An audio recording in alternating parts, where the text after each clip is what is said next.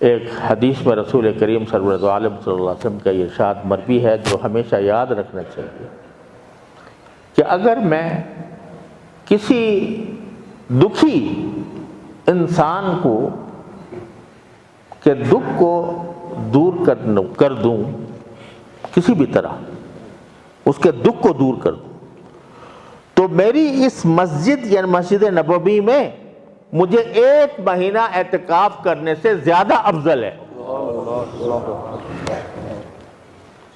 اللہ اکبر، تصور کرو، اعتکاف کس کا؟ نبوی کا، کس کی طرف سے؟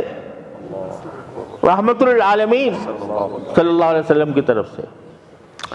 اور فرماتے ہیں کہ 1 مہینہ میں اس مسجد نبوی میں اعتکاف کروں، اس سے زیادہ میں افضل اور بہتر سمجھتا ہوں کہ کسی دکھی انسان کا دکھ دور کر دوں۔